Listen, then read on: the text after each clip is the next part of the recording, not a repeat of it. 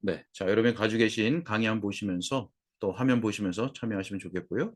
자, 우리가 지난 시간에 성령께서 영혼에 행하시는 첫 번째 일이 무엇인가에 대해서 보았습니다. 자, 우리가 첫 번째 강의와 두 번째 강의에서는 어, 이제 참된 회심이 아닌 것에 대해서 배웠고요.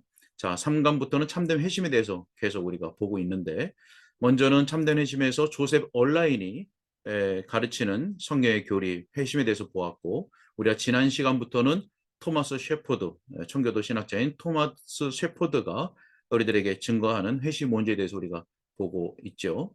자, 우리가 지난 시간에 성령께서 영혼에 행하신 첫 번째 일은 바로 죄에 대하여서 깨닫게 하시는 것이다. 자, 그런데 어떻게 깨닫게 하시는가? 확실하게 깨닫게 하신다. 그저 둘이 뭉실하게 그냥 죄인이구나 하는 정도가 아니라 하나님의 말씀, 특별히 율법을 통하여서 그 구체적이고 확실하고 명확하게 죄를 깨닫게 하신다 하는 내용을 우리가 보았습니다. 자, 그래서 여러분 기억나실 거예요. 사자 그림의 비유를 말씀을 드렸죠.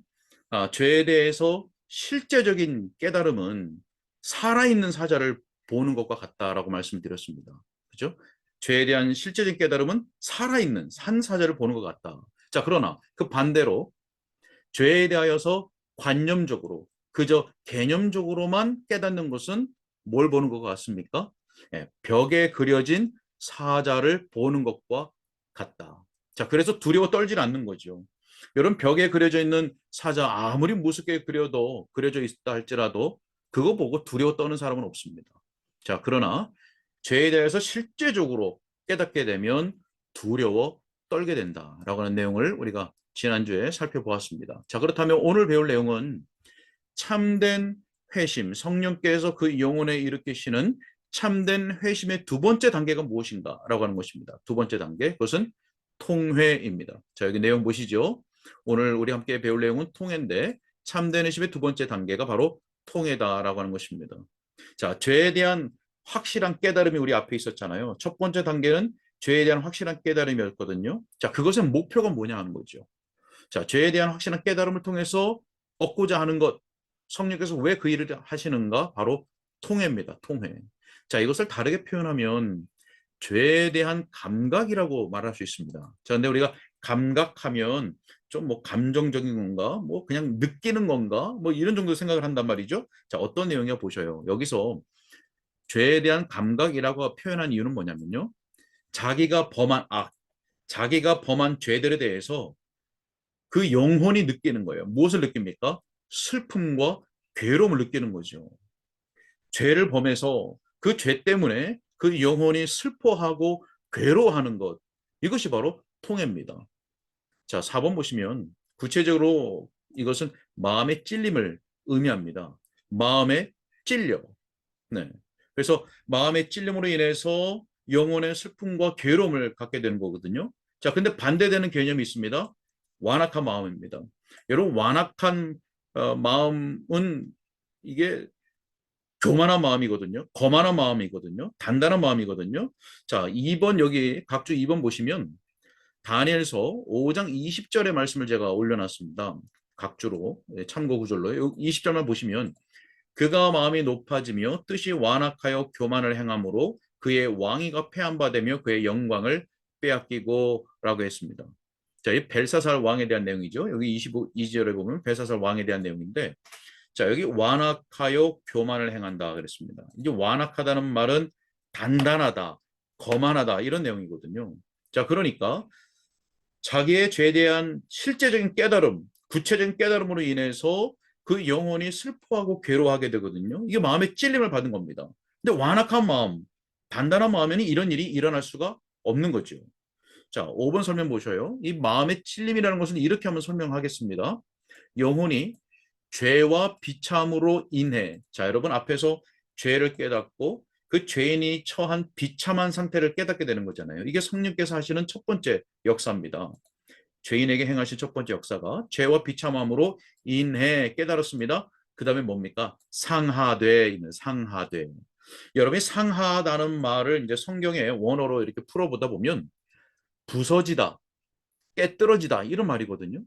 깨뜨려지고 부서지는 게 상하는 겁니다. 자, 그런데 지금 우리가 통회라는 단어를 좀 살피고 있잖아요. 통회라는 개념. 자, 이 통회라고 하는 말도 성경에 보면 부스러지다 이 말입니다. 무슨 얘기입니까? 죄에 대한 깨달음으로 말미암아 그 죄인이 영적으로 철저하게 깨어지고 무너지는 것, 이것이 통회라고 하는 겁니다. 아주 철저하게 깨어지고 무너지는 것, 이게 통회입니다. 자, 시편 34편 18절에 이렇게 말씀했습니다. 여호와는 마음이 상한 자를 가까이 하시고 충심으로 통회하는 자를 구원하시는도다. 자, 하나님께서 누구를 가까이 하시고 누구를 구원하신답니까? 마음이 상한 자, 충심으로 통회하는 자. 자, 여기 다 나오지요. 상하다, 그 다음에 또 통회함. 이것이 그 마음이 철저하게 깨어지고 무너지는 자, 하나님 앞에서 자기의 죄됨으로 말미암아 철저하게 깨어지고 무너지는 자를 하나님께서 가까이 하시고 또 그를 구원하신다는 사실을 우리가 확인할 수가 있습니다. 자, 여기 뒤에 보시면 아주 중요한 내용이 나오는데요. 잘 보십시오. 죄와 단절될 정도의 두려움과 슬픔을 느끼는 것이 바로 통회다. 자, 통회는 죄와 단절될 정도의 두려움과 슬픔을 느끼는 것이 진정한 성령께서 주신 통해라고 하는 사실 꼭 기억해야 됩니다. 자, 그러면 이런 질문이 나올 수 있죠. 죄와 단절되지 않는 슬픔도 있는가? 네, 있다라고 하는 것이죠. 뭡니까? 단지 후회함. 그러니까 사람의 본성적으로 자연적으로 후회하는 게 있잖아요. 어떤 잘못을 범하고 나서 아, 내가 왜 그랬을까? 후회하는 거. 그다음에 그 잘못한 것 때문에 죄책감을 느끼는 거. 이런 것이 있지 않습니까? 또 징계에 대한 두려움이 있을 수 있어요. 어떤 죄를 범했을 때 그것에 따라오는 벌 때문에 두려움이 올 수 있거든요. 자, 이런 류의 슬픔은 죄와 단절되지 않습니다. 왜요? 그런 슬픔이 좀 가시고 나면, 그런 후회함이 잊혀지고 나면, 죄책감이 좀 덜어지고 나면 다시 죄로 돌아가기 때문이죠. 자, 그러죠. 자, 그래서 통해는 죄를 치료하는 데 있어서 아주 근본적인 치료와 같습니다. 무슨 말이냐면, 여러분, 이 뇌에 문제가 있다고 한번 가정해 보세요. 뇌에 문제가 있어서 좀 두통이 오거든요.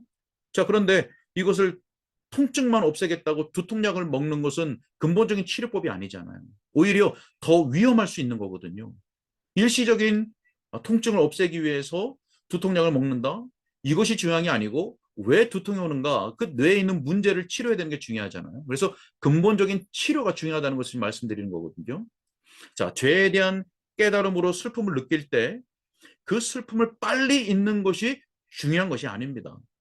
그래서 진정한 통회를 통하여서 근본적인 치료를 해야 되는 거죠. 자, 근본적인 치료가 무엇이라고요? 단지 육신적으로, 인간적으로, 본성적으로 느끼는 후회, 죄책감, 뭐 징계에 대한 벌에 대한 두려움 이것이 아니고 성령께서 주신 진정한 통회, 하나님 앞에서 철저하게 깨어지고 무너지는 그 마음, 그 통회로 나아가야 근본적인 치료가 돼야 된다는 것이죠. 자, 그래서 슬픔을 빨리 잊어버려야 되는 것, 빨리 잊어버리는 것은 오히려 더 위험한 겁니다. 자, 요것이 아주 중요한 원리인데 이것을 이제 두려움이라고 하는 부분에서 우리가 좀 더 살펴보게 됩니다. 자, 6번 마저 살피고 넘어가도록 하겠습니다. 통해는, 자, 이런 게 통해라는 것을 우리가 이제 알았습니다. 통해는 두려움, 슬픔, 죄와의 결별이라는 세 요소를 가지고 있습니다. 두려움, 슬픔, 죄와의 결별. 자, 그러면 통해의 요소인 첫 번째 두려움이 무엇인지부터 살펴보도록 하겠습니다. 자, 첫 번째로 성령은 통해의 역사를 통해, 자, 성령의 역사지요. 통해를 일으키시는 성령의 역사. 그 통해 역사를 통해 안일한, 안일한 죄인의 마음에 하나님의 무서운 진노, 사망과 지옥, 죄에 대한 형벌에 관한 커다란 두려움과 공포를 일으킨다. 자, 여러분 생각해 보십시오. 모든 인간이 다 죄인인 것은 우리가 기본적으로 알고 있는 성경의 교리입니다. 그죠? 모든 사람이 타락하여 부패한 죄인입니다. 자, 그런데 아니래요. 왜요? 깨닫지 못했거든요. 죄라는 것을 깨달아도 두려움으로 아주 큰 심각한 두려움으로 나아가지 않으면 안일함에 빠져 있을 수밖에 없는 겁니다. 실질적으로 살아있는 사자를 보지 못한 거죠. 여직 그냥 그림으로 있는 사자밖에 못 본 거예요. 그러니까 하나님의 무서운 진노, 사망과 지옥, 죄에 대한 형벌에 있어서 그림으로 그려져 있는 사자를 보는 듯한 거예요. 근데 성령께서 역사하셔서 통해가 일어나면 정말 그 사실로 인해서 두려움과 공포를 갖게 된다는 거죠. 자, 여기까지 가야 되는 겁니다. 그렇죠? 자, 계속해서 보면 성령께서 이처럼 두려움을 일으키게 되면 성령께서 일으키시는 두려움이죠. 인간적 본성적으로 갖는 후회함에서 오는 죄책감에서 오는 두려움 정도가 아닙니다. 자, 이러한 두려움을 일으키게 되면 죄인은 자신의 비참한 상태에 대한 생각으로 움츠러들게 됩니다. 그러면서 이런 탄식이 터져 나오는 거죠. 주님, 내가 이대로 죽으면 어떻게 됩니까? 라고 부르짖게 되는 거예요. 자, 여러분, 우리가 두려움, 슬픔, 죄와의 결벌이 통해 세 요소라고 그랬잖아요. 자, 이 두려움에서 우리는 어디까지 나가야 되냐면 슬픔까지 계속 나가야 돼요. 두 번째 요소인. 자, 그런데 이 두려움에서 뭘 느끼게 되냐면 슬픔으로 가기 위해서 내가 이대로 죽으면 어떻게 됩니까? 라고 하는 것이죠. 내가 과연 구원받을 수 있나요? 나 같은 죄인도 구원받을 수 있나요? 라고 하는 탄식이 터져 나와야 되는 거죠. 나 같은 죄인도 구원받을 수 있는가? 어떻게 해야 구원받을 수 있나이까? 이런 탄식이 터져 나와야 되는 거예요. 그래서 조나단 에드워즈는 바로 이러한 탄식이 부흥의 징조라, 부흥의 징조라고 그랬거든요. 자, 그래서 우리 성도님들 가운데서도, 우리 교인들 가운데서도 내가 이대로 죽으면 어떻게 될까? 내가 이 죄인의 상태로 죽으면 어떻게 될까? 내가 하나님을 바르게 믿는 참된 믿음이 없이 죽으면 어떻게 될까? 내가 과연 참된 신자일까? 이러한 저러한 여러 의문들이 나타날 때 반드시 깊은 두려움과 슬픔으로 나아가서 성령의 인도하신 가운데 그 후에 일어난 참된 구원 얻는 믿음으로 나아가야 한다는 것이죠. 자, 계속해서요. 자, 그렇게 성령께서 두려운 마음을 일으키시면 어떻게 될까? 3번. 죄인은 이제 자기가 본 그 큰 임박한 위험으로부터, 자, 앞에서 하나님 무서운 진노, 사망과 지옥, 죄에 대한 형벌에 대한 두려움과 공포가 일으켜졌잖아요. 그래서 그 임박한 위험으로부터 구원받기 위해서라면 어떤 일이라도 하겠다는 준비가 된다는 것이죠. 구원받기 위해서라면 어떤 일이라도 하겠다는 준비. 여러분, 어, 지금 스펄전 목사님 이제 그 말씀 묵상 바로 이전 본문이 가나안 여인이었거든요. 이 개들이라는 제목으로 설교했던 스펄전 목사님의 설교였습니다. 기억하시죠? 자, 가나안 여인이 세 번이나 예수님께 부정함을 당했습니다. 음, 보냄을 받지 않았다, 주지 않는다, 개들에게 주지 않는다, 뭐 이런 말씀을 하셨잖아요. 그때 돌아가지 않고 그 장애물이죠. 그 거부와 장애물 앞에서도 지속적으로 하나님께 예수님께 부르짖어서 결국 예수님이 내 믿음이 크도다 내 소원대로 되리라라고 말씀을 들을 때까지 지속적으로 부르짖었던 이유가 뭡니까? 바로 이거거든요. 이거. 예. 예수님께서 그렇게 말씀하시더라도 결코 돌아가지 않고 그 장애물이 있다 할지라도 끝까지 예수님을 붙잡는 거. 바로 이겁니다. 구원받기 위해서라면 어떤 일이라도 하겠다는 준비가 되는 상태. 이게 성령의 역사입니다. 자, 우리가 주의해야 될 것이 있습니다. 자, 이렇게 성령께서 주시는 두려움이 있는데 이것이 아니라 성령께서 주시는 두려움이 아니라 사람이 일반적으로 느끼는 약간의 두려움을 느낄 수 있습니다. 앞서서도 잠깐 말씀드렸죠. 자, 그러나 그것은 영혼이 부서지고 무너지는 두려움은 아닌 것이죠. 자, 그러다 보면 어떻게 됩니까?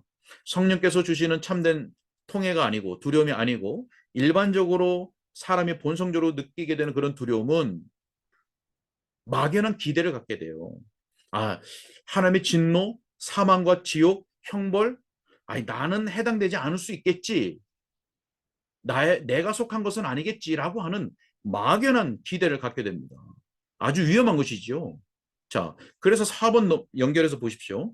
성령께서는 위험, 사망, 진노, 임박한 영혼을 보여주기 위해, 임박한 영혼이 뭔가? 영원한 형벌이잖아요.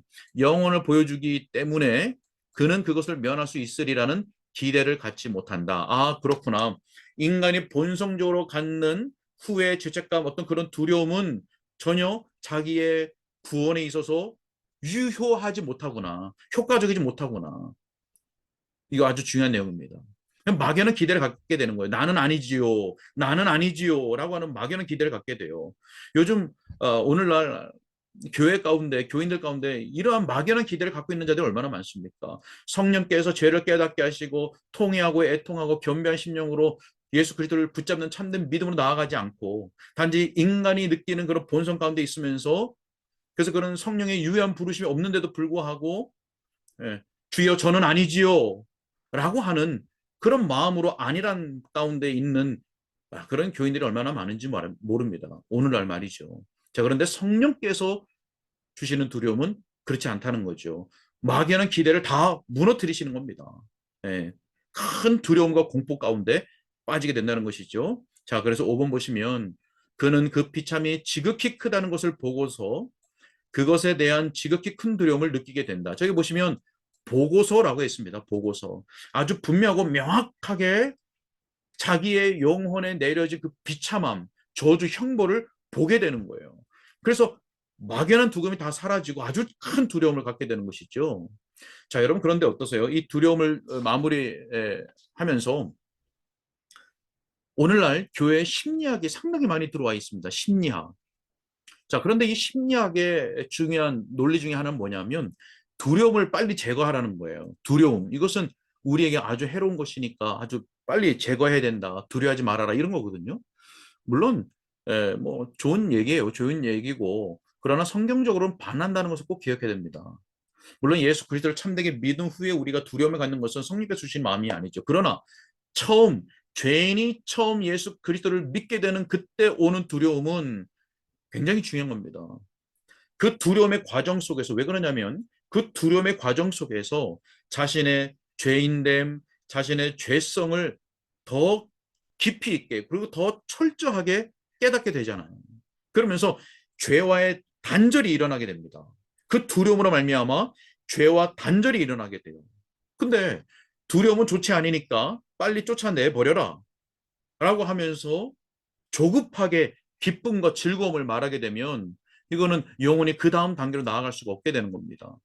자, 이런 상태에서 기초가 처음이 잘못 시작된 데에서 시작을 하면 그 다음으로 나아갈 수가 없는 거죠. 자, 이것을 기억해야 됩니다. 그래서 처음 예수 그리스도를 믿을 때 두려움은 반드시 성령께서 주시는 두려움은 반드시 있어야 되고, 그것을 빨리 몰아내고 조급하게 기쁨과 즐거움을 말해서는 안 된다라고 하는 것을 잘 기억을 해야 되겠습니다. 자, 우리가 두 번째 페이지 넘어가면, 자, 이 두려움이 일반적인 두려움과 다른 것이 있다는 것을 좀 간략하게 살펴보고 넘어가도록 하겠습니다. 앞에서 설명을 다 드렸기 때문에, 자, 명제로 되어 있는 문장들을 확인하면서 간단하게 확인하고 넘어가도록 하겠습니다. 자, 이 두려움이 일반적인 것과 다른 몇 가지 특징이 있습니다. 여기서 일반적이라고 하는 것은 인간이 자연적으로 본성적으로 느끼게 된 두려움이죠. 첫째, 그것은 성령의 역사이다. 네, 반복해서 말씀드렸죠. 성령께서 우리 속에 일으키시는 두려움입니다. 이 두려움은 단지 천부적 양심에서 우러나오는 자연적인 것이 아니라 초자연 것이다. 자연적인 것이 있고 초자연적인 것이 있구나. 두려움도 그렇고 지식적인 것도 그렇습니다. 다 마찬가지입니다. 그래서 자연적, 육신적으로 우리 본성적으로 갖는 두려움, 본성적으로 배우는 지식, 여기에 머무르면 안 되죠. 그죠? 성령께서 역사하셔서 초자연적인 두려움이 돼야 되고, 우리의 예수 그리스도를 아는 지식도 성령께서 역사하신 초자연적인 지식으로 가야 됩니다. 아주 중요한 것이죠. 그래야 영혼을 소생시키는 지식이 될 수 있는 겁니다. 자, 계속해서 그것은 성령의 팔이 쏘아 양심에 꽂은 화살이다 그랬습니다. 여러분, 성경에 보면, 특히 시편에 보면 이 주의 화살이라는 표현이 나오는데요. 성령께서 우리 양심에 쏘신 화살이다. 자, 두 번째, 그것은 분명한 두려움이다. 첫 번째는 성령의 역사고, 이 두려움은 분명한 두려움입니다. 자, 무슨 말이냐면 이 두려움에 의해서 죄인들은 자신들이 비참하다는 것과 그 비참이 무엇인지를 분명히 알고 보게 된다. 자, 죄를 깨닫는 것에 있어서도 성령께서 깨닫게 하시면 아주 분명하게, 명확하게, 구체적으로 깨닫는다고 했잖아요. 자, 그렇게 깨달음은 통해로 이어집니다. 통해의 첫 번째 요소 두려움이죠. 그래서 성령께서 일으키신 죄의 깨달음은 죄인들로 하여금 자신이 비참하다는 것, 그 비참함이 무엇인지를 분명히 알고 보게 되는 것이죠. 스스로에게 질문해야 됩니다. 여러분들께서는 성령께서 죄를 깨닫게 하시는 말미암아 일어난 그 심령의 두려움으로 인해서 여러분들은 여러분들에게 주어진 여러분들에게 내려져 있는 비참함이 무엇인지를 보셨습니까? 분명히 보아서 똑똑히 보아서 알게 되었습니까? 자, 이것이 스스로에게 질문이 돼야 되는 것이죠. 자, 세 번째입니다. 그것은 강력한 두려움이다. 성령께서 주시는 그다음에 분명한 그리고 세 번째로 강력한 두려움입니다. 자, 약한 두려움은 사람들이 떨쳐버리게 되죠. 자, 사람이 본성적으로 갖게 되는 두려움은 약한 두려움이기 때문에 떨쳐버립니다. 아니면 약한 소망을 갖게 돼요. 아까 막연한 소망, 기대감을 얘기했는데 약간 어떤 소망을 갖게, 막연한 소망, 약한 소망을 갖게 됩니다. 그 다음에 잠에 빠지게 돼요. 또 분주한 일상의 일에 빠지게 됩니다. 그러면서 잊어버려요. 약한 두려움은. 그래서 성령께서는 잊어버리지 않도록 강력한 두려움을 주는 거죠. 자, 그래서 떨쳐버릴 수 있다든지 약한 기대와 소망, 잠, 일에 빠지는 것 이런 것들은 성령께서 주시는 두려움이 아닙니다. 자, 이런 두려움으로 회개하게 되면 일시적인 회개밖에 되지 않는 겁니다. 일시적인 회개. 그래서 그 두려움이 사그라지게 되면 또다시 돌아가는 것이죠. 그렇죠? 떨쳐버리게 되면 돌아가는 겁니다. 두 번째, 강한 두려움은 영혼을 흔들고 가장 높은 백향목조차 넘어뜨리는 강력한 두려움이다. 영혼을 흔듭니다. 단지 머리로만 아 이거 무섭다 하는 정도가 아니라 그 영혼을 흔드는 마음을 완전히 깨어 부수는 그런 두려움이다라고 하는 것이죠. 자, 그것은 마음을 공포로 엄습하며 가장 완악하고 회개할 줄 모르는 죄인의 용기와 담대함까지 꺾어버린다. 자, 여러분, 회개하지 않고 주님께 참되게 돌아오지 않고 버티는 죄인들이 있죠. 예. 그런 죄인의 용기가 어디서 나옵니까? 그런 죄인의 담대함이 어디서 나옵니까? 바로 죄에 대한 철저한 깨달음이 없어서 그렇고 또 성령께서 주시는 그 마음의 무너짐이 없어서 그렇습니다. 자, 여기서 말한다면 강력한 두려움이 성령께서 일으키시는 강력한 두려움이 일어나지 않아서 그렇죠. 자, 그래서 공포를 느끼지 못한 거예요. 살아있는 사자를 마주하지 못한 겁니다. 자, 여기 지금 두려움에 대해서 우리가 보고 있잖아요. 이 두려움 속에는 공포라는 의미가 포함되어 있습니다. 자, 그래서 결국 이 땅의 삶에서 우리가 살아가는 동안 이 땅에서 이 두려움, 성령께서 주시는 이 두려움을 마주하지 않게 된다면 그 죄인은 결국 영원한 불못 앞에서 이 땅에서는 결코 경험할 수 없는 큰 공포를 마주하게 된다는 사실을 꼭 기억해야 되는 겁니다. 자, 두 번째 요소가 슬픔이었습니다. 자, 통해의 첫 번째 요소는 두려움이었고 이제 두 번째로 넘어가는데요. 두 번째는 슬픔입니다. 슬픔은 애통과 연결해서 생각해 볼 수가 있는 내용입니다. 자, 죄에 대한 통해의 두 번째 요소는 죄에 대한 슬픔과 애통이다. 죄에 대한 슬픔과 애통이다 그랬습니다. 자, 여러분 생각해 보십시오. 죄를 깨달았습니다. 그래서 죄 때문에 자기가 죄인인 것을 깨달았고 자기에게 죄 때문에 비참함이 내려져 있는 걸 알거든요. 자, 그러면 이제 죄에 대해서 슬퍼하고 애통하게 되는데 죄에 대하여 슬퍼하고 애통하는 사람이 다시 죄를 통해서 즐거움과 기쁨을 맛볼 수 있을까요? 결코 그런 일은 있을 수가 없습니다. 그래서 2번 보셔요. 두 번째. 성령은 죄에 대한 기쁨을 제거해 준다. 자, 죄를 깨닫게 됐습니다. 성령께서 죄에 대한 두려움을 갖게 했습니다. 자, 죄로 인해서 슬픔을 갖게 됐습니다. 그런데 더 이상 죄에 대한 기쁨이 있을 수 있나요? 그래서 성령께서 주시는 죄에 대한 깨달음과 두려움과 슬픔은 결국 죄로부터 느끼던 즐기던 기쁨을 즐거움을 제거해 주신다는 내용이죠. 자, 이것이 있어야 되는 거예요. 그래서 결국 어떻게 됩니까? 통해 상태의 인간은 더 이상 죄 안에서 즐거움을 누리지 못하는 것이죠. 네, 그래서 죄를 미워하고 죄를 혐오하게 되면서 죄에서 떠나려고 발버둥을 치는 겁니다. 예. 그래서 이제는 그 영혼이 민감해져서 어떤 작은 죄에도 애통하게 되는 거거든요. 자, 4번 보실까요? 이 상태에서 어떤 상태입니까? 통해의 상태이고 슬픔에 있는 상태입니다. 죄는 밤낮으로 애통하며 하나님 앞에 자신의 비열함 그랬습니다. 이 비열함이라고 하는 얘기는 무가치하다는 겁니다. 형편없다는 겁니다. 하나님 앞에서 자기의 형편없음, 하나님 앞에서 자기의 비참함, 무가치함 이런 것들을 깨닫게 된다는 거예요. 또 그 모든 날의 허영과 무지의 죄악을 자백하면서 하나님의 자비를 구한다. 자, 여러분, 허영이 뭡니까? 실제적으로 나는 안 그런데 그렇게 보이는 거거든요. 그렇게 보이려고 하는 거거든요. 사실은 하나님 앞에 서면 우리의 죄된 것을 발견하게 되면 참 비열함을 느껴요. 근데 이 사람 앞에서 비열함을 드러내고 싶지 않거든요.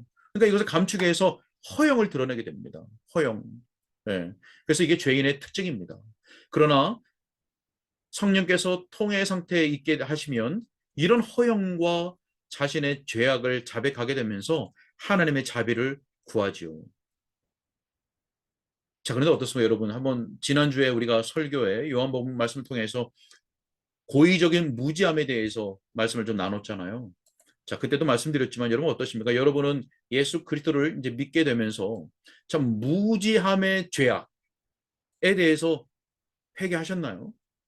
자, 우리는 뭐 어떤 지은 죄라고 하는 것이 어떤 행위를 지은 죄. 그러니까 거기만 우리가 국한이 되니까 난 뭐 그렇게 크게 회개할 게 없네. 이렇게 생각하거든요. 근데 먼저는 우리가 십계명을 통해서 조목조목 따져봤습니다. 그죠?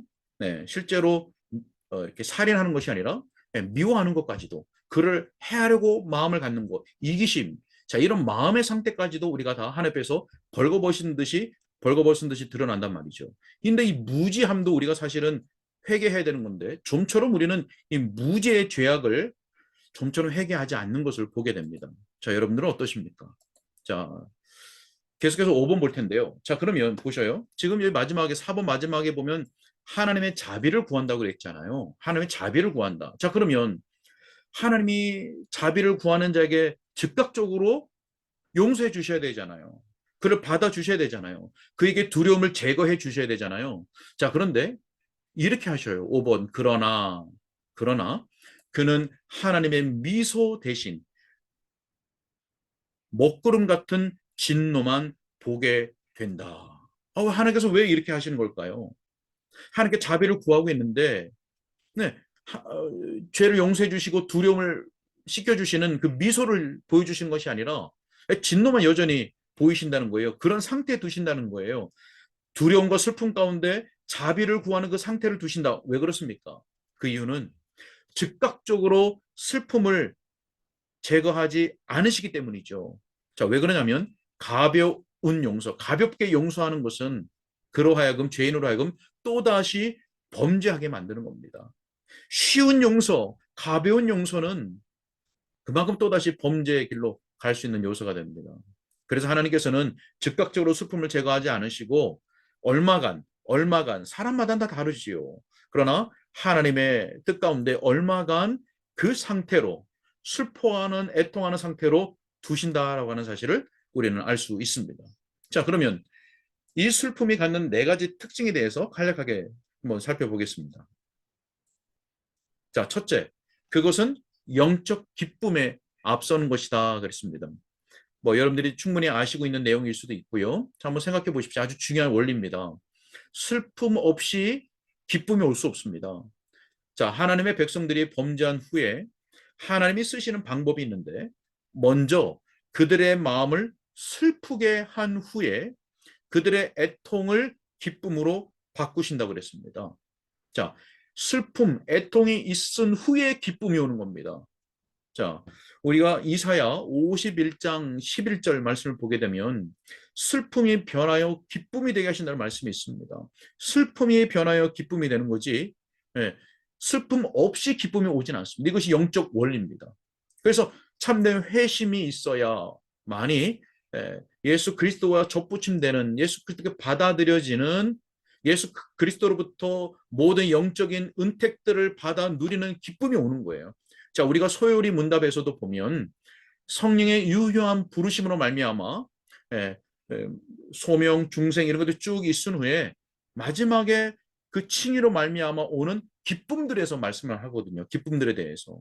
자, 중요한 원리입니다. 자, 계속해서 영혼에 대한 하나님의 역사의 최초의 단계에서는 더욱 그러하다. 자, 하나님의 역사가 뭡니까? 아까 말씀드렸던 하나님께서 죄인을 부르셔서 구원하시는 그 역사. 성령의 유효한 부르심의 역사의 최초의 단계, 처음 단계, 시작 단계에서는 더욱 그러하다. 죄의 깨달음으로 말미암은 애통함, 슬픔이 있어야만이 그 단계를 지나야 기쁨이 오는 거예요. 자, 이것은 구원받는 최초의 단계에서 더욱 그렇다고 그랬잖아요. 이것은 예수 그리스도를 믿은 후에 신자가 된 후에도 마찬가지입니다. 죄를 범했습니까? 하나님 앞에 회개하잖아요. 그때 하나님께서는 기다리셔요. 왜 기다리시는가? 둘째 보세요. 그것은 큰 애통이다. 은혜의 샘을 여시기 전 하나님은 죄인들이 자신의 애통의 분량을 채우게 하신다. 이거거든요. 죄인을 부르실 때 최초의 단계에서도 슬픔의 기간을 두시지만, 그래서 슬픔 뒤에 기쁨이 오는 것이 당연한 원리지만, 마땅한 원리지만, 신자들도 마찬가지입니다. 죄를 범하든지 자기의 죄를 깨닫지 못한 것을 새롭게 깨달았든지, 또 하나님의 말씀과 어떤 관계에서 하나님과 관계에서 멀어졌다든지 라고 하는 것 때문에 회개를 했을 때 하나님께서 즉각적으로 응답하시지 않는 것 같은 느낌이 들 때가 있죠. 하나님께서 그냥 두시는 것 같은 이 마음의 아픈 상태, 마음의 애통하는 상태, 슬퍼하는 상태를 그냥 두시는 것 같은 때가 있습니다. 자, 그것은 하나님께서 기다리시는 겁니다. 애통의 분량을 채우시는 거예요. 그래서 무엇 하시려고요? 더 큰 즐거움, 더 큰 기쁨으로 이어가시는 거죠. 여러분, 이 사실을 기억하시면서 더 하나님을 바라보고 더 하나님을 갈망하는 그런 기도의 자세가 있어야 되겠죠. 자, 2번 보시면 애통의 영이 오기 전에, 애통의 영은 성령이십니다. 성령께서 역사하시기 전에 죄인은 죄에서 그처럼 커다란 즐거움을 누렸으므로 그것을 끊으려면 죄에 대한 큰 슬픔이 있어야 한다. 자, 여러분, 이전에 죄인이 참된 회심하기 전에 이전에 죄를 즐겼잖아요. 쾌락을 누렸지 않습니까? 죄 안에서 살았거든요. 자, 그 죄로 말미암아 쾌락을 느꼈기 때문에 그것을 끊어내려면 그 죄에 대한 어마어마한 큰 슬픔을 가져야 됩니다. 그렇지 않고서는 그 죄를 결코 결코 끊을 수가 없습니다. 미워한다고요? 그런 일이 있을 수가 없습니다. 그것이 주는 어떤 쾌락, 그 순간의 즐거움, 그 맛을 아는데 그것을 끊는 것이 쉽냐고요. 네, 뭐 술이나 담배나 이런 것들 하는 사람들 정말 끊기 어렵잖아요. 네, 그거보다 더한 거 아닙니까? 죄는 우상이고 모든 것인데 그것들을 끊고 완전히 미워하고 혐오하고 떠난다? 이거 인간적인 본성적인 슬픔 가지고는 안 되는 겁니다. 본성적인 두려움 가지고는 안 되는 거죠. 자, 그래서 죄에 대한 큰 슬픔이 있어야 합니다. 그래서 성령께서 그 영혼 속에 큰 두려움을 일으키시는 거예요. 자, 세 번째요. 죄가 그의 하나님이었고, 자, 죄가 그의 하나님이었어요. 우상이었단 말입니다. 죄가 우상이었어요. 자, 여러분, 우상의 기초는 뭡니까? 자주 말씀드리지만, 우상의 기초, 근본, 토대는 자아 숭배예요. 자기 숭배입니다. 이 자아 숭배라는 토대에서 실제적인 것들이 다 나오잖아요. 예를 들어서 쾌락, 뭐 육체적인 즐거움, 돈, 누군가 미워하는 거, 시기하는 거, 뭐 등등 말이죠. 이런 모든 죄가 실제적으로 자아 숭배라는 우상에서 나오는 거고요. 그 우상은 하나님을 가장 미워하시는 거예요. 자, 그래서 그 자아 숭배, 우상이 바로 죄다. 죄가 그의 하나님이었고 그리스도와 천국의 모든 즐거움보다 더 달콤했기 때문에 그렇지 않겠습니까? 여러분, 그리스도의 소중함을 안다면, 천국의 소망이 크다면 그 죄로 누리는 그 즐거움을 달콤해 할 수 있을까요? 아니죠. 그렇지 않습니다. 바로 그 얘기입니다. 그죠? 그래서 그것을 끊어내려면 이제 죄가 심히 쓰리게 여겨져야 한다. 네. 여기 2번과 같은 얘기죠. 끊으려면 큰 슬픔이 있어야 되고 심히 쓰리게 여겨져야 된다는 것이죠. 성령의 역사로 말미암아 크게 쓰리게 여겨져야 된다는 것이죠. 여러분들 어떻습니까? 여러분들은 회심할 때에 이러한 심히 큰 슬픔과 심히 쓰린 마음이 있었습니까? 자, 계속해서요. 3페이지 넘어가서 이제 마지막 페이지인데요. 자, 이 슬픔이 갖는 네 가지 특징 중에 첫 번째는 영적 기쁨에 앞서는 거예요. 슬픔이 있어야 기쁨이 오고요. 큰 애통이라고 했습니다. 세 번째는 죄에 대한 애통은 지속적이다 그랬습니다. 지속적이다. 자, 비록 애통의 행위는 중단될지라도 애통의 영과 샘은 그대로 있다. 자, 무슨 말씀이냐면 아까 방금 전에 말씀드릴 때 성령께서 죄인을 부르실 때, 다시 말해서 하나님께서 죄인을 불러 구원하시는 첫 역사에서 애통함을 주신다고 했잖아요. 그죠? 애통함을. 그런데 처음 예수 그리스도를 믿을 때 애통함뿐만 아니라 신자가 되어서도 지속적으로 그 애통함은 있는 거예요. 어떤 의미로서 있는가 잘 보십시오. 자, 이제 신자가 되어서 처음에 그 애통은 끝나요. 중단됩니다. 자, 그런데 신자가 되고 나서도 그 애통의 영과 샘은 그대로 남아있다는 것이죠. 자, 여러분, 그래서요, 신자는 작은 죄에도 민감하게 애통하게 되어 있습니다. 바로 그 얘기입니다. 애통의 영과 샘이 그대로 남아있다는 것은 뭐냐면, 작은 죄에도 애통하게 되어서 작은 죄를 결코 작은 죄로 여기는 게 아니라 큰 죄로 여기면서 하나님 앞에 애통함으로 회개하게 된다는 거예요. 그 죄를 여전히 끌어안고 있을 수가 없는 거지요. 그 진정한 회심한 영혼은 그렇습니다. 자, 예를 들어볼까요? 우리가 친근한 친숙한 스펄전 목사님 있잖아요. 이 스펄전 목사님이 순회 전도를 했거든요. 근데 이 순회 전도를 나가기 전에 아침에 기도를 했습니다. 기도를 하면서 예수 그리스도의 그 십자가를 묵상했습니다.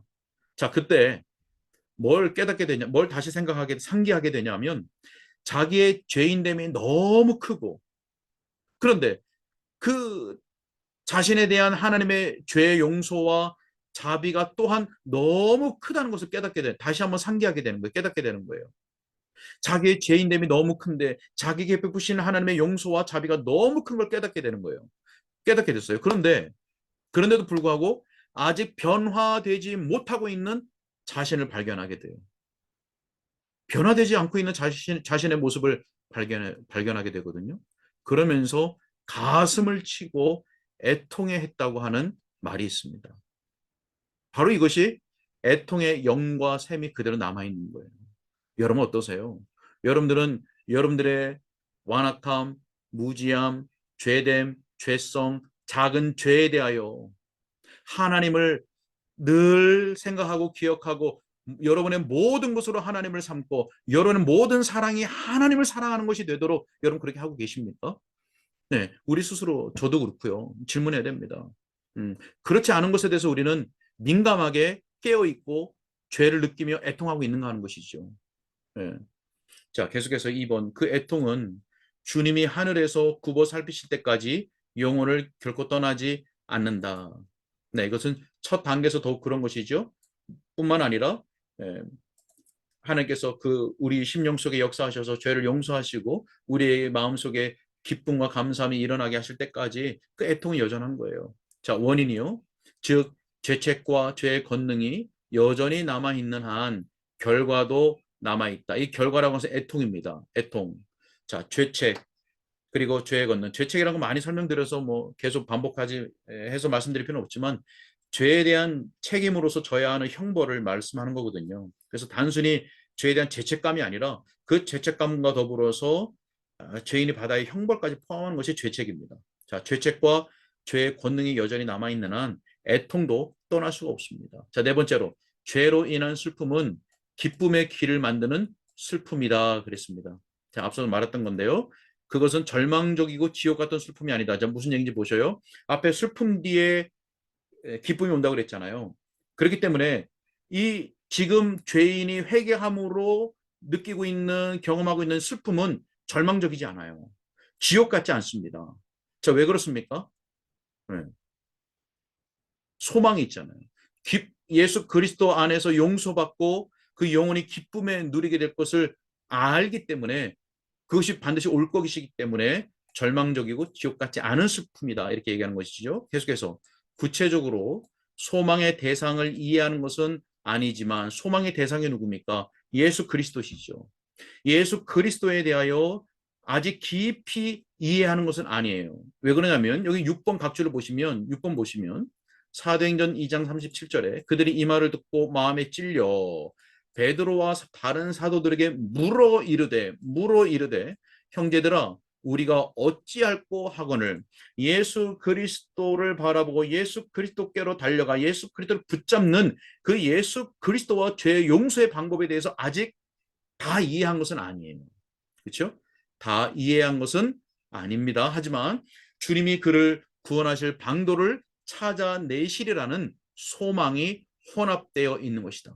자, 그래서 주님께서 자기에게로 이끄시고, 자, 그래서 기쁨을 누리게 될 것이라고 하는 소망이 있기 때문에 절망적이고 지옥 같은 슬픔이 아니라고 하는 것이죠. 여러분 가운데 지금 죄에 대한 깨달음을 가지고 또 자신의 연약함을 가지고 완악함을 가지고 또 하나님을 멸시했던 것 가지고 또 여러분의 또 죄성 때문에 하나님 앞에 회개하고 있는 자들이 있습니까? 기도하고 있는 분들이 있습니까? 이 소망을 가지고 하십시오. 소망을 반드시 성령께서 우리 가운데 일으키시는 회개라고 한다면 반드시 기쁨을 누리게 하실 줄 믿습니다.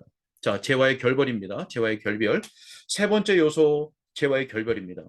자, 통해의 첫 번째 요소는 두려움이고 두 번째 슬픔이었거든요. 세 번째는 죄와의 결별입니다.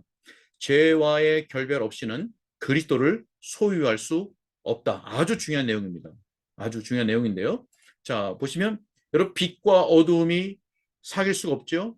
고린도후서 6장 15절 말씀입니다. 빛과 어둠이 사귈 수 없지요. 그리스도와 벨리알, 벨리알은 사탄의 별명인데 이 그리스도와 벨리알이 조화될 수 없지요. 결코 그럴 수 없습니다. 7번 각주를 따라가 보시면 2절 말씀 보겠습니다. 호세아 14장 2절 말씀 보시면 너는 말씀을 가지고 여호와께 돌아와서 아뢰기를 모든 불의를 제거하시고 선한 바를 받으소서 그랬습니다. 모든 불의를 제거하는 것. 제거하지 않고 예수 그리스도와 합해질 수 없는 겁니다. 자, 이 얘기 꼭 기억하십시오. 죄와의 결별 없이는 그리스도와 연합할 수 없고 그리스도를 소유할 수 없습니다. 자, 그럼 결별이란 뭘까요? 여기서 말씀하는 결별이란 죄의 존재로부터가 아니라 죄의 능력으로부터 혹은 죄 짓고자 하는 의지로부터의 단절이다. 잘 들어보셔요. 죄의 존재로부터가 아니라 죄의 존재와 결별할 수 있습니까? 없습니까? 여러분? 질문입니다. 죄의 존재와 결별할 수 있는가 없는가? 없습니다. 죄의 존재는 없앨 수가 없습니다. 우리 부패한 본성의 오염이 여전히 존재하잖아요. 그렇죠? 세상과 마귀와 우리의 부패한 본성의 오염, 이것은 우리가 육신의 장막을 벗을 때까지 우리에게 끊임없이 우리를 공격하는 원수예요. 죄의 존재라고요. 이것을 없앨 수는 없습니다. 그래서 우리는 어떻게 됩니까? 날마다 죽어야 되는 거예요. 날마다 죽어야 되고 예수 그리스도를 의지해야 되는 겁니다. 자, 그래서 여기서 말하는 죄와의 결별은 죄의 존재부터 결별하는 게 아니고요. 죄의 능력, 또 죄 짓고자 하는 의지로부터의 단절입니다. 이것은 우리가 할 수 있거든요. 할 수 있거든요. 즉, 죄를 싫어하고 미워하게 되는 것을 의미한다. 자, 이것은 우리가 할 수 있는데 우리가 할 수 있다는 것도 내 힘으로 한다는 것이 아니고 성령께서 앞선 그런 과정들을 통해서 나를 부르셨기 때문에 할 수 있다는 거죠. 자, 왜요? 그 의지가 변화됐거든요. 그 의지가 새롭게 갱신되었거든요. 예전에 그 의지를 나를 위해서 사용했어요. 죄를 짓는 데 사용했어요. 죄를 향해서 달려가는 발이 되었단 말이죠. 그러나 이제는 죄를 싫어하고 미워하는데 그 의지가 사용되는 거죠. 할 수 있는 거죠. 자, 3번. 죄로부터의 단절이 없는 모든 금식, 겸비, 기도, 눈물을 주님은 혐오하신다. 금식, 겸비, 기도, 눈물. 예. 혐오하신다. 혐오한다는 말은 같은 말이 있는데 가증하다 이 말입니다. 예, 하나님은 그 죄로부터 단절이 없는 이러한 종교적인 행위들을 가증스럽게 여기신다는 거죠. 자, 네 번째요. 죄인이 죄의식으로 인해 무거운 짐을 지고 겸비해져 죄로부터 분리되기 이전에는 그리스도에게 나아올 수 없다. 자, 죄의식으로 인해 무거운 짐을 지고 겸비해져서 죄로부터 분리되기 전에는 잘 기억하십시오. 죄와의 결별, 죄와의 단절입니다. 이거 되지 않으면 그리스도께 나올 수 없다는 거죠. 자, 여러분 생각해 보세요. 우리가 접붙임이라는 거 원리를 아시죠? 접붙임. 자, 예수 그리스도에게 접붙임 되려고 하면 먼저 떨어져 나와야 되죠. 어디부터 떨어져 나와야 됩니까? 이전에 붙어있던 뿌리, 이전에 내가 붙어있던 나무로부터 잘라져 나와야 예수 그리스도께로 접붙임 되는 거거든요. 아주 중요한 원리입니다. 그래서 죄와의 결별, 죄와의 분리가 매우 중요하다라고 하는 것이죠. 자, 죄를 끊지 않고 믿는 것은 빛보다 어둠을 더 사랑하는 것으로 멸망의 길이다. 자, 이것은 사실은 강조한다고 교육한다고 되는 것은 아니고요. 성령께서 그 심령 가운데 죄를 분명하고 명확하게 깨닫게 하시고 큰 두려움과 슬픔이 일어난 자에게 마땅히 따라오는 결과가 바로 죄와의 단절입니다. 그렇죠? 죄를 짓고자 하는 의지로부터의 단절입니다. 이것은 자연적으로 열매로서 일어나게 되는 겁니다. 그래서 이것이 바로 회개의 열매, 회심의 열매라고 할 수 있는 거죠. 자, 이 5번이 무슨 의미인가를 한번 잘 보셔요. 세상이 정죄를 당하는 이유는 어둠만을 사랑하고 빛을 미워하기 때문이 아니라 빛보다 어둠을 더 사랑하기 때문이다. 자, 여러분 무슨 말씀인지 이해가 되시죠? 여러분 주의하셔야 됩니다. 죄인이 정죄를 당하는 이유는 어둠만을 사랑하고 빛을 미워해서가 아니에요. 어둠만을 사랑하고 빛을 미워해서 정죄당하는 게 아니고요. 빛보다 어둠을 더 사랑하기 때문이에요. 그러니까 어둠과 완전한 단절이 없다는 거죠. 빛도 사랑해야 되는 걸 알아요. 네, 근데 어둠을 더 사랑해요. 그렇기 때문에 단절이 일어나지 않는 거예요. 자, 그런데 성령께서 역사하시면, 그래서 죄된 깨달음과 두려움이 일어나고 슬픔이 일어나면 어두움을 아주 미워하게 되는 거죠. 어두움을 아주 혐오하게 되는 것이죠. 그래서 빛만을 향해서 나가게 되는 거예요. 아주 중요한 사실입니다. 그 죄 가운데 있는 사람들은, 세상을 여직 사랑하는 사람들은 바로 이건 거예요. 어둠만을 사랑하고 빛을 미워하는 게 아니라 빛보다 어둠을 사랑한다는 거, 주님 말씀을 꼭 기억하셔야 되겠습니다. 자, 이제 마무리해 볼까요? 자, 마지막 우리가 살펴볼 것은 주의사항입니다. 주의사항.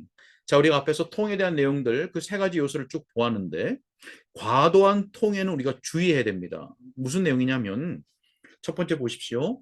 과도한 통해를 추구하는 것은 잘못이다. 아, 그렇구나. 그럼 과도한 통해가 무엇인가? 2번, 그리스도와 합하기 전에 자신을 깨끗하게 만들지 않으면 그리스도와 합할 자격이 없다거나 그리스도에게 나아갈 자격이 없다고 생각하는 것이 잘못이라고 하는 겁니다. 이것이 곧 과도한 통해라는 것이죠. 쉽게 얘기해 볼까요? 내가 다 해결해 놓고 갈게. 이겁니다. 내가 다 해결해 놔야 가지. 내가 이런 상태로 어떻게 가? 이런 겁니다. 그러면 있을 수가 없죠. 여러분 시편 130편 4절 말씀에 보게 되면 사유하심이 주께 있다. 쉽게 얘기해서 용서하심이 주께 있다고 말합니다. 여러분 용서까지 우리에게 있는 거 아닙니다. 꼭 기억하셔야 됩니다. 용서는 우리에게 있는 것이 아니에요. 성령께서 우리에게 죄를 깨닫게 하시고 회개케 하시지만 용서하시는 것은 하나님께서 하시는 거예요. 그렇기 때문에 우리가 할 일은 뭔가? 세 번째, 통회하는 자에게 주님께서 요구하시는 것은 단지 그에게 오는 것이다 합니다. 오는 것이다. 나아가는 거예요. 나아가는 겁니다. 자, 그러면 이때 우리가 가져야 될 통회하는 자, 그래서 그리스도께 나아가는 자가 가져야 할 태도가 무엇일까? 마지막으로요. 하나님이 우리를 상하게 하셨으므로 그에게 돌아가자. 자, 아까 상함이 뭔지 말씀드렸죠? 네. 하나님께서 우리의 형편을 어떤 사건과 문제를 일으키셔서 상하게 하시기도 하지만 무엇보다 성령을 통해서 우리의 마음을 상하게 하시고 통회하게 하시잖아요. 자, 하셨으므로 그에게 돌아가자. 그리하여 그가 우리를 치유하시며 살리시게 하자라는 태도를 취해야 한다. 그랬습니다. 자, 8번 각주 마지막 보실까요? 네, 보시면 우리가 잘 아는 호세아 6장 말씀인데요. 오라 우리가 여호와께로 돌아가자. 여호와께서 우리를 찢으셨으나 도로 낫게 하실 것이요. 우리를 치셨으나 싸매어 주실 것임이라.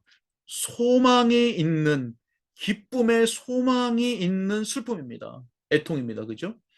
2절 여호와께서 이틀 후에 우리를 살리시며 셋째 날에 우리를 일으키시리니 우리가 그 앞에서 살리라 그랬습니다. 이런 마음으로 이런 태도로 하나님께 나아가고 예수 그리스도를 바라보며 나아가야 하겠죠. 자, 이것이 오늘 우리가 함께 살펴본 참된 회심의 두 번째 단계 통회에 대한 내용입니다. 자, 통회에 대한 내용. 자, 통회는 세 가지 요소가 있었죠. 두려움, 슬픔, 죄와의 결별이라는 이 세 요소를 가지고 있다는 것을 여러분들이 기억하셔야 되겠습니다. 그래서 이 말씀을 통해서 오늘도 우리는 나의 영혼, 자신의 영혼을 살피고 또 내 심령 가운데 성령께서 역사해 주시는 그러한 구원의 은혜, 또 회개케 하는 은혜, 영혼이 소생되는 은혜, 더 은혜 위에 은혜를 받는 은혜, 믿음으로 믿음에 이르게 되는 은혜를 우리가 구해야 될 줄로 믿습니다.